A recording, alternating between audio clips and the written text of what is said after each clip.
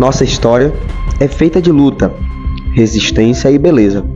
Uma história que pulsa nas nossas ruas, na nossa música, na nossa comida, na nossa identidade. Hoje, vamos ouvir vozes que mantêm viva a força da cultura negra. Eu sou Luciana, neta de Dona Lau, mestra em ensino em relações étnico-raciais. Eu sou a professora Giovânia Oliveira da Pureza, sou filha de Benedito da Pureza e de Maria de Lourdes Oliveira, sou mãe de Glenda e Lara, sou mulher preta, periférica, eu sou povoada num território de identidade, Vale do Jiquiriçá, atuo na educação antirracista, sou uma mulher militante e ativista das questões étnico-raciais. Oi, meu nome é Stephanie, sou estudante de psicologia e atuo na elevação da autoestima de mulheres e homens através das tranças. Sou Patrícia Santiago, mulher preta, mãe, professora e coordenadora pedagógica do Colégio Maria Cândida, mestra em Educação de Jovens e Adultos e doutoranda em Educação Científica e Formação de Professores. Sou o professor José Newton Alves, morador de Itiruçu, nasci e fui criado aqui em Itiruçu.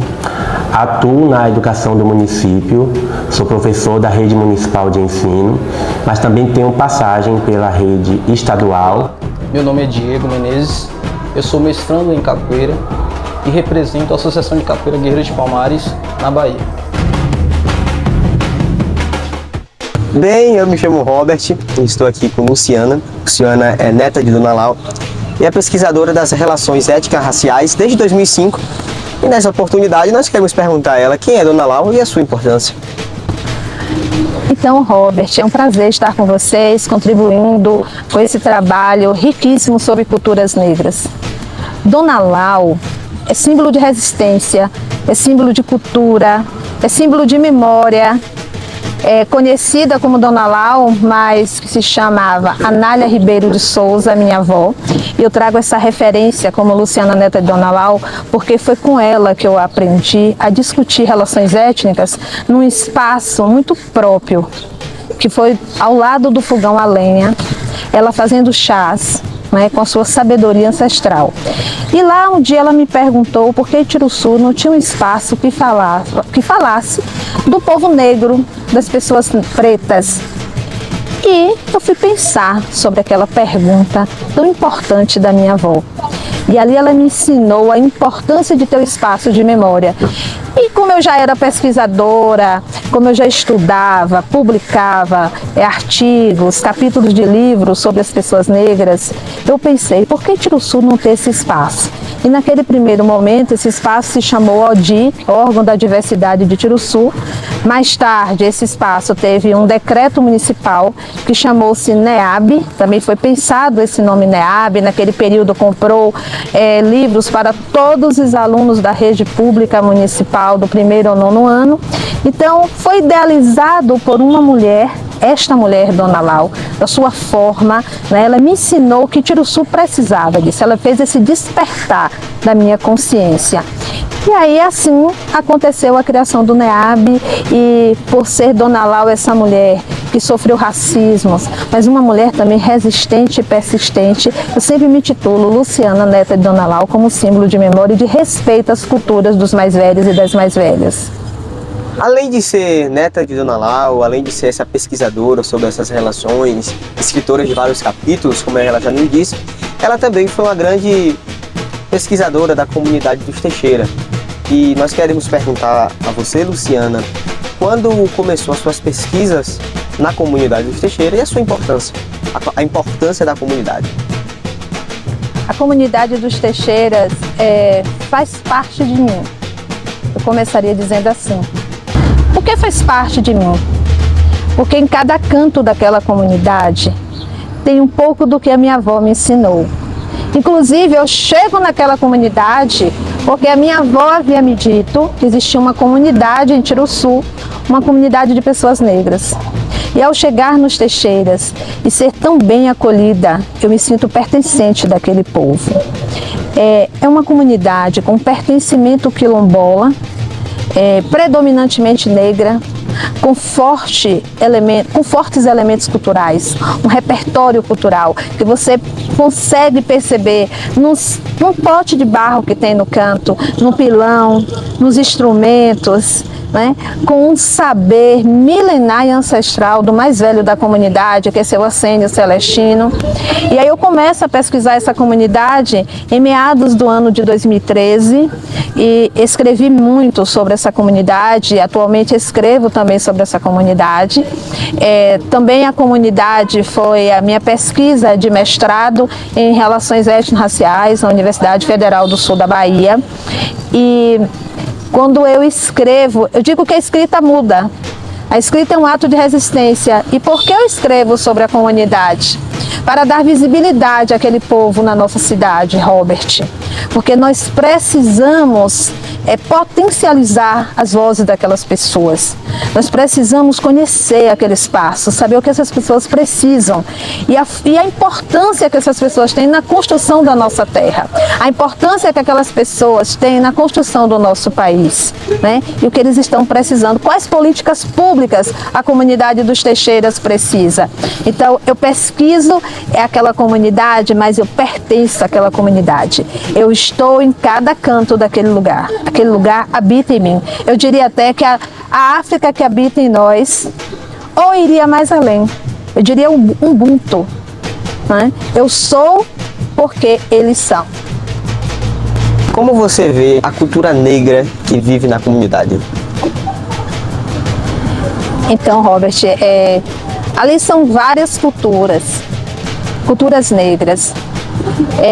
Nós podemos ver a cultura negra no mais velho da comunidade, seu Assênio Celestino, na mais velha da comunidade, Dona Maria, em cada pessoa que caminha por aquela comunidade, em cada traço, em cada legado, em cada história, em cada vivência, em cada canto, em cada história contada, em cada caos narrado.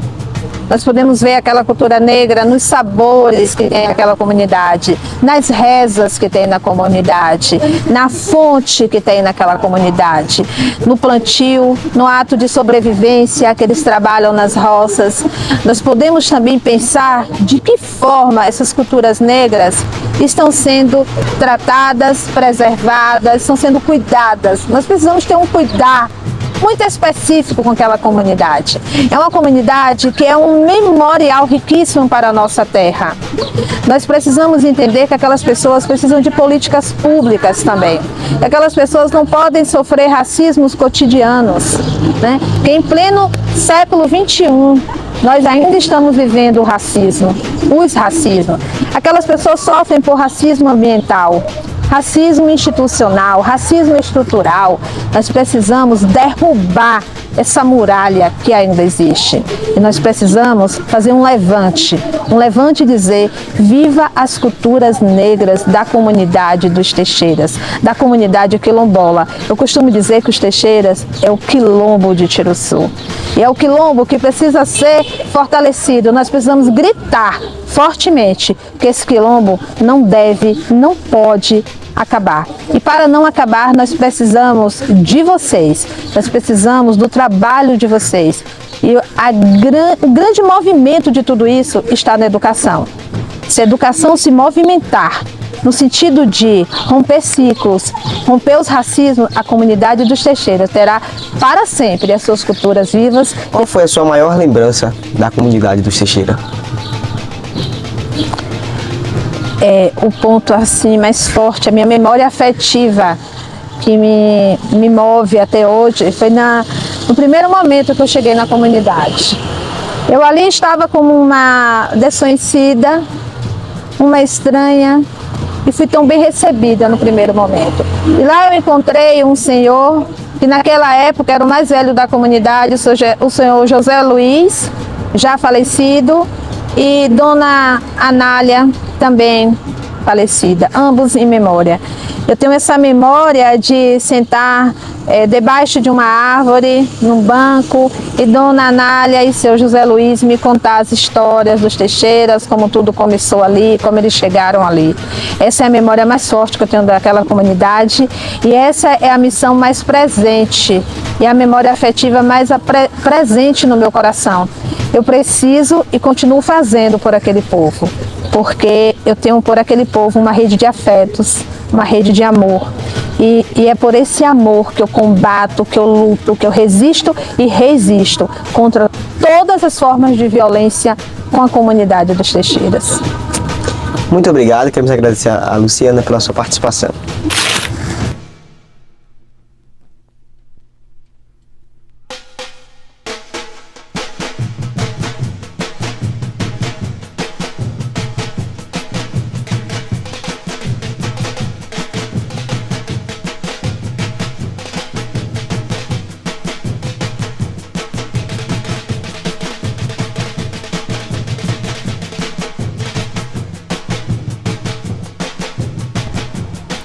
Dando continuidade às nossas entrevistas, hoje estamos aqui com a professora Giovânia. Professora Giovânia, como surgiu o NEAB? Bem, o NEAB, ele surge a partir de uma lei, que é a Lei 10.639, onde acontece em 2003 essa lei. Em 2004, o governo coloca as diretrizes curriculares nacionais para a educação das relações raciais, e nessa diretriz ele sinaliza a implantação de NEABs, que geralmente aconteceram em núcleos de universidades estaduais e federais. O NEAB em Tiruçu, ele é implementado como um NEAB municipal em 2014. Então, na gestão do governo Wagner Novaes, é implementado esse NEAB, que é o Núcleo de Estudo Afro-Brasileiro e Indígena de Tiruçu, e eu começo a atuar nesse NEAB em 2017. Então, o NEAB, ele é uma ação afirmativa que já era proposta nas diretrizes curriculares nacionais do governo federal, quando implementou a Lei 10.639, obrigando a todas as unidades escolares a trabalhar com a cultura afro-brasileira. Agora eu quero saber, qual é o objetivo do NEAB? Como eu disse anteriormente, para a efetivação de uma política educacional antirracista, vai existir essa criação desses núcleos. Então, o objetivo do NEAB é justamente trabalhar com os nossos estudantes e com também os professores esse letramento racial, essa superação, esse combate ao racismo. Então, o NEAB é um lugar que trabalha especificamente com a educação antirracista. Esse é o maior objetivo do NEAB. E aí, dentro desse núcleo, a gente faz inúmeras atividades, como dentro do núcleo nós temos grupos de dança, grupo de teatro, grupo que vai participar da capoeira, tudo que tem a relação com a cultura afro-brasileira e indígena. Nada que fuja disso, a gente não tem o interesse. Por quê? Porque nós temos a finalidade de fazer uma atividade específica de reparação. E essa reparação só vai acontecer se nós agarrarmos todos os saberes, todas as contribuições afro-brasileira e indígena para evidenciar esses saberes nesse espaço de educação. Isso é muito bom. Agora, por que é tão importante manter viva as danças afro e essas tradições? Então, manter viva as danças afro e as tradições, eu vou falar especificamente dessas duas coisas que vocês pontuam, porque dentro do movimento negro, dentro do movimento de diáspora africana, nosso corpo preto ele não pode ser amarrado, enquadrado, seguir as perspectivas da colonização, que nos molda a partir de um outro mecanismo de dominação. Nós já fomos escravizados no passado.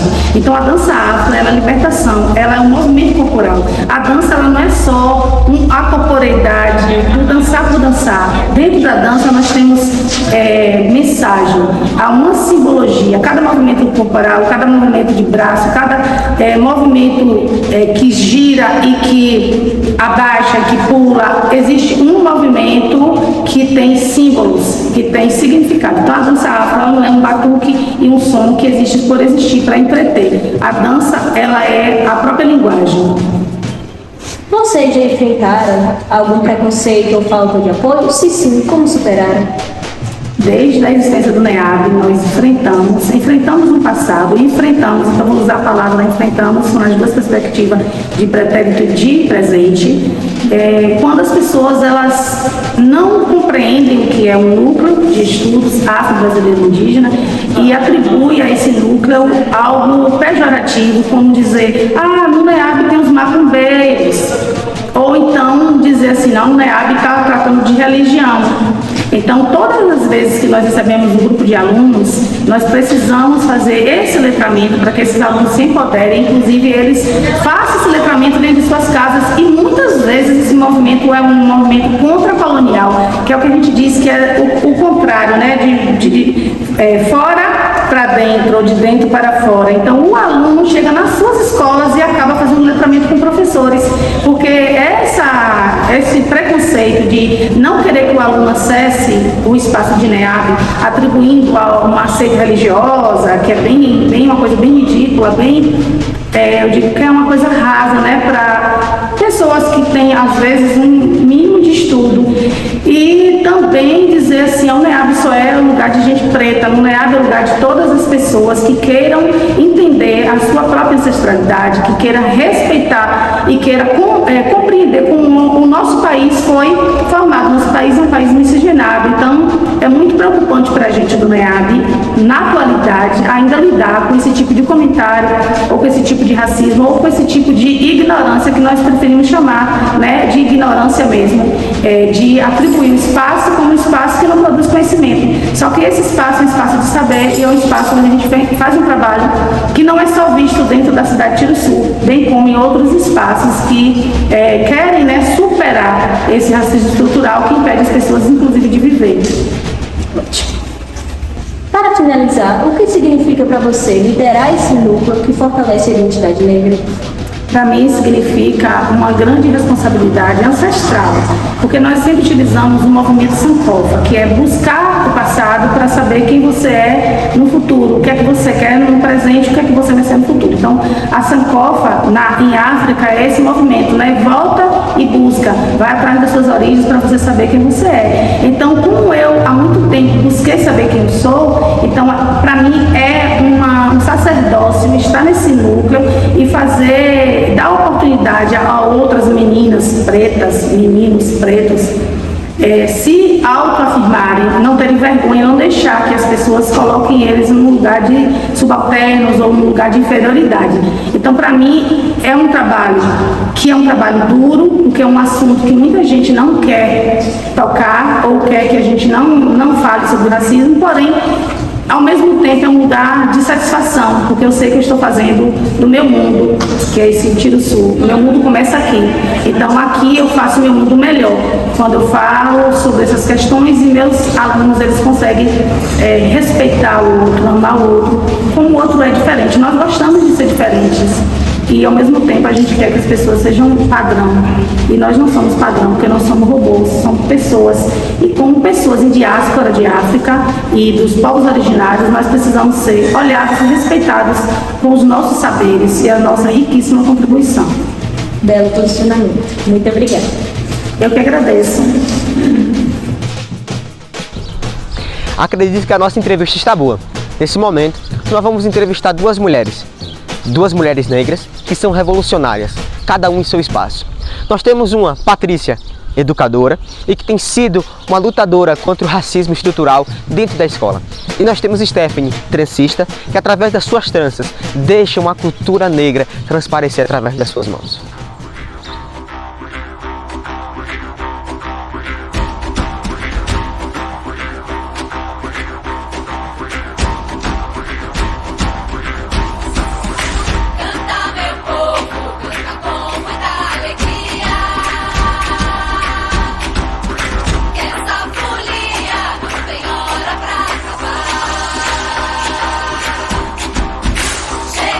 Estamos dando continuidade à nossa entrevista, agora com Stephanie, que trabalha com tranças. Seja bem-vinda, Stephanie. Obrigada. A primeira pergunta que eu gostaria de fazer é por que você escolheu trabalhar com tranças? Bom, eu diria que as tranças é que me escolheu, porque eu não planejava, não era algo que eu imaginava ser capaz de fazer, porém eu tive que aprender a fazer em mim para vencer o meu processo de transição capilar. E aí as pessoas viam as tranças e perguntavam se eu não poderia fazer nelas, quanto que eu cobrava. No início eu até senti medo, me sentindo também incapaz, achava que eu não teria possibilidade de ser uma profissional desse ramo. Porém, quando eu vi a oportunidade batendo na porta, eu pensei, por que não? E aí eu tentei, as pessoas confiaram no meu trabalho, cada vez mais eu busquei melhorar, conhecer novas técnicas, novos modelos, materiais diferentes, tudo que eu pudesse fazer para poder fazer o meu melhor dentro dessa área. E tem dado certo. Para você, o que o cabelo representa para a identidade negra? Bom, essa pergunta é muito interessante porque eu diria que o cabelo ele vai ter várias representações, a depender de cada pessoa, do contexto onde ela está inserida. Mas para mim eu diria que o cabelo ele representa liberdade, representatividade e resistência. A liberdade porque quando nós assumimos o nosso cabelo, nós experienciamos a liberdade de não nos importar com o que as pessoas vão achar de nós, do nosso cabelo, e nós vamos também nos libertar daquele padrão europeu onde nós só somos entendidas como mulheres bonitas se tivermos o cabelo liso, tivermos traços finos. Então, quando nós assumimos o nosso cabelo, nós estamos saindo dessa prisão que, de certa forma, quer ditar a forma como nós, mulheres, devemos nos portar diante da sociedade, principalmente esteticamente. E também eu diria que a resistência, porque essa forma de liberdade também nos leva a romper o padrão do racismo que está muitas vezes oculto naquela forma subliminar em comentários do tipo, o que eu já vivi muitas vezes. Ah, você fica mais bonita de cabelo liso. Por que você vai deixar o seu cabelo? O seu cabelo é muito duro. Então, a gente acaba rompendo também com esses padrões, com esses comentários, e a gente acaba resistindo. E a representatividade, eu acredito que nós começamos a ocupar outros espaços, seja em faculdade, escolas, trabalhos, outros lugares de maior prestígio. E nesses lugares, com certeza, vão ter pessoas que vão se identificar com nós. Muitas vezes, mulheres que têm o desejo de assumir o seu cabelo crespo, porém não têm a coragem. Ou nas escolas, vamos encontrar crianças que não acham o seu cabelo crespo bonito e que queria ter o cabelo da coleguinha, que muitas vezes é um cabelo cacheado, mais aberto, ou às vezes até um cabelo liso. E quando nós ocupamos esse espaço, nós estamos querendo dizer, mesmo que de forma inconsciente, que o nosso cabelo também é bonito, que a gente também pode ser quem nós somos e que não há problema nenhum em ser negra e assumir os nossos cabelos crespos. Como você se sente empoderando outras mulheres com o seu trabalho? Bom, eu me sinto muito bem, né? Porque felizmente eu consigo ver aqui de forma imediata a autoestima de muitas mulheres ser transformadas. Muitas chegarem aqui entristecidas, com a sua autoestima abalada, e durante todo esse processo, né, que é o fazer a trança, que é o fazer outros modelos que não sejam de trança, a gente acaba devolvendo essa autoestima, e quando a cliente se vê no espelho e gosta do resultado, para mim isso se torna muito gratificante. Além do mais que a trança, além de devolver a autoestima, ela ajuda na praticidade. Então, quando a pessoa não tem tempo devido para cuidar do seu cabelo, para estar mantendo ele ali sempre arrumado, a trança ela vai atuar nesse auxílio e as mulheres vão conseguir ter mais tempo para se cuidar em outras formas, porque o cabelo já não vai ser mais uma preocupação. A trança também ela vai ajudar o cabelo a crescer de forma saudável. Não porque a trança ela tem o poder de fazer o cabelo crescer com mais facilidade, mas porque ela auxilia esse crescimento protegendo os fios, porque eles ficam ali guardadinhos. E atuar também nesse processo de transição capilar, o qual eu já passei, já entendo. Aconselho muito as minhas clientes, principalmente sobre o momento certo para fazer o corte.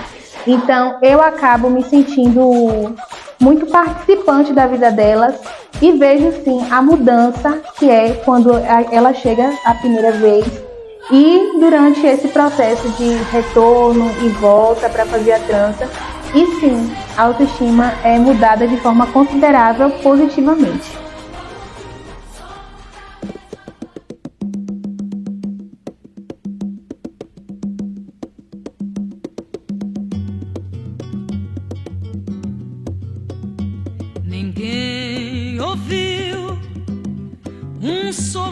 Dando continuidade às nossas entrevistas, hoje estamos aqui com a nossa professora Patrícia.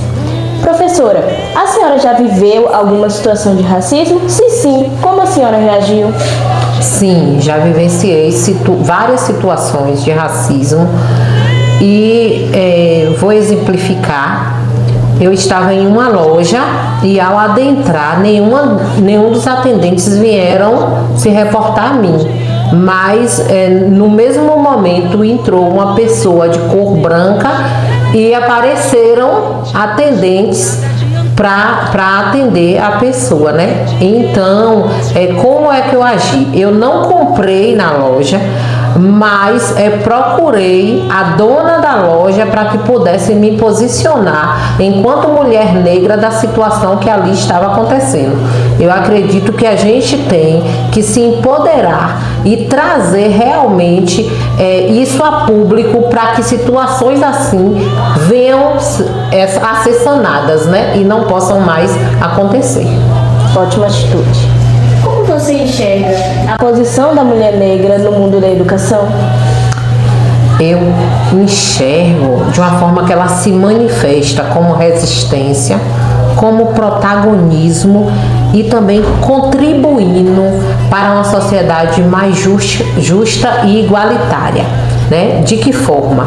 Quando eu falo de resistência, passando pelas barreiras históricas. A gente vem num período histórico de vivências da escravidão, né, de vivências de desigualdade. Então, a luta por direitos, a representatividade da mulher negra na educação, isso vem com muita força, né? E a gente só consegue através de vivências do que os nossos antepassados já conseguiram, né? Quando eu falo protagonismo, mostrando também que tem potencial, a mulher negra tem potencial, a mulher negra tem valor e valor intelectual, que pode ocupar diversos espaços na sociedade, né? Eu penso que a contribuição no mundo da educação pensando a mulher negra como um motor de transformação social, né? Isso é um belo posicionamento. Para finalizar, qual conselho a senhora daria para as mulheres negras que sonham com posições de liderança? Eu acredito que a voz da mulher negra, ela é uma voz valiosa, né? E precisa ser empoderada. Então, o conselho que eu dou é busque conhecimento, né? Forme redes de apoio porque é necessário, né? Não hesite em ocupar espaços, os espaços estão aí, são para todos, né? E acredite em si, acredite no seu potencial, busque seus direitos, né? Se valorize enquanto mulher. Eu acredito que dessa forma você vai poder ser inspiração e criar um legado poderoso para a nossa sociedade. Ótimo, muito obrigada. Oi, gente, estamos dando continuidade à nossa entrevista agora com o professor Juscenilton Alves. Como que a educação pode combater o racismo estrutural? Olá, tudo bem? Então, muito boa a sua pergunta.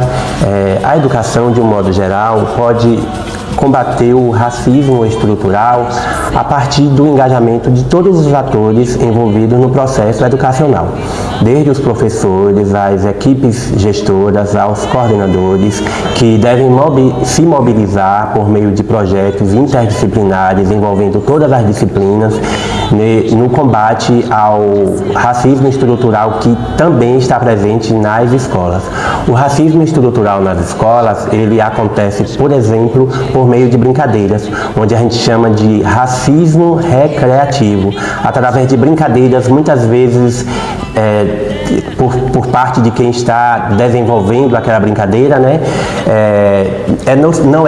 Não é intencional, não tem uma intenção de agir dessa forma e de te menosprezar pela sua cor, é apenas uma brincadeira. Não é uma brincadeira. Mesmo aquela pessoa, aquele sujeito que pratica o racismo recreativo, ele está fortalecendo cada vez mais o racismo estrutural que está presente em todos os âmbitos da sociedade, inclusive dentro da escola, por meio de brincadeiras de bullying.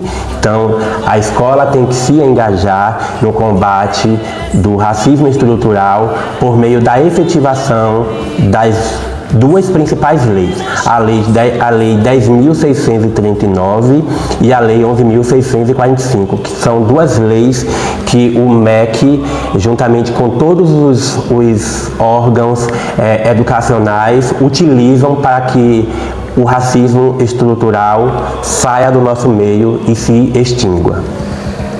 Quais são os maiores desafios para aplicar a história afro-brasileira no currículo?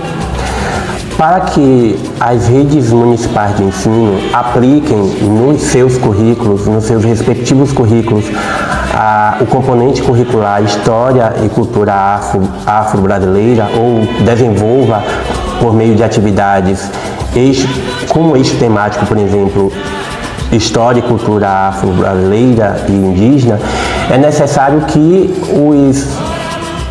as equipes, principalmente através de ações da Secretaria de Educação, né, as equipes se envolvam nas ações realizadas pelas Secretarias de Educação, orientadas pelas Secretarias de Educação, de maneira que práticas sejam efetivadas, estratégias sejam efetivadas no sentido de fazer com que a história e cultura afro-brasileira e indígena saia do papel e de fato se concretize por meio de tudo isso que eu falei, de ações, de estratégias que faça com que este tão importante componente, como eu falei na pergunta anterior, né, eles são respaldados por leis nacionais, eles saiam do papel e de fato se efetivem e seja vivido por todos os estudantes, todos os profissionais que atuam nas escolas, desde professores, a equipe de apoio, os coordenadores pedagógicos e diretores.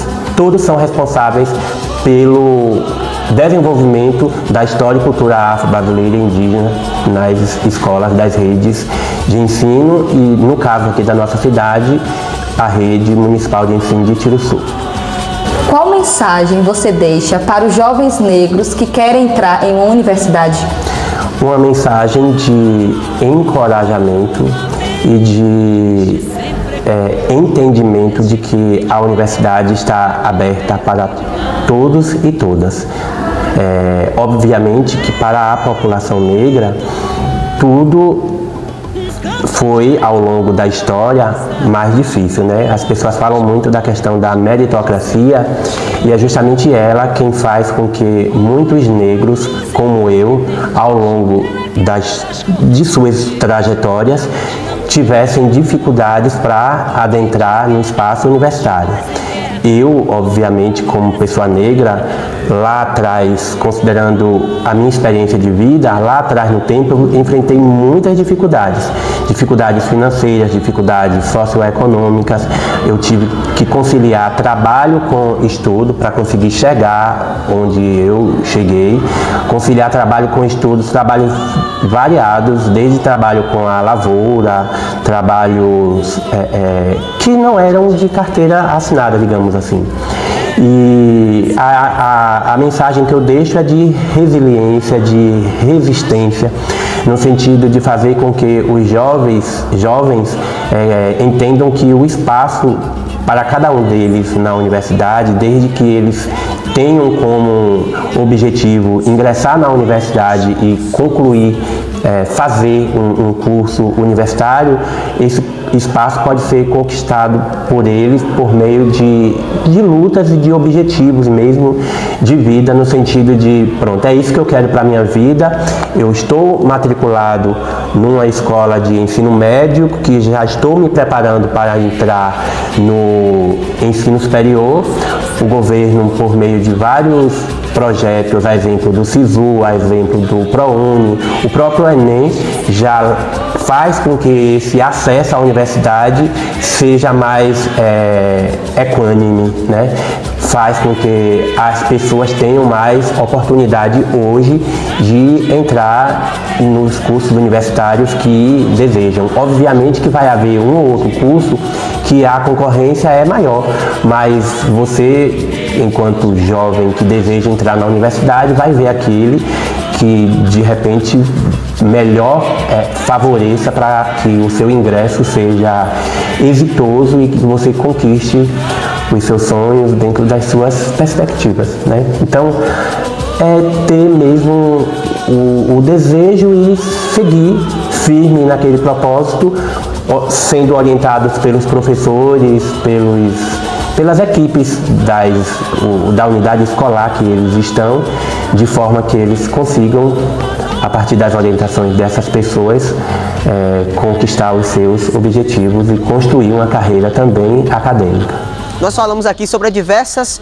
culturas e resistências. Nós falamos sobre trança, educação e agora nós vamos falar sobre a capoeira. A capoeira nada mais é do que a resistência dos negros. Além disso, é uma dança, é uma cultura, é uma luta. E nós vamos conversar agora com o professor Diego. Ele vai nos mostrar um pouco sobre essa cultura. Troca as mãos pelos pés, os pés pelas mãos, troca as mãos pelos pés, os pés pelas mãos, troca as mãos pelos pés, os pés pelas mãos, troca as mãos pelos pés, os pés pelas mãos. Tapa na cara, rasteira no chão. Tapa na cara, rasteira no chão. Você não sabe o que pode fazer o negro. Muito bem, dando continuidade aqui com as nossas entrevistas, eu estou aqui com o mestrando Diego. Ele é responsável legal pela Associação Guerreiro dos Palmares aqui na Bahia e atualmente está atuando aqui em Tiruçu como professor de capoeira. Nesse momento nós queremos perguntar a ele como e quando a capoeira entrou na sua vida. Olá, Robert.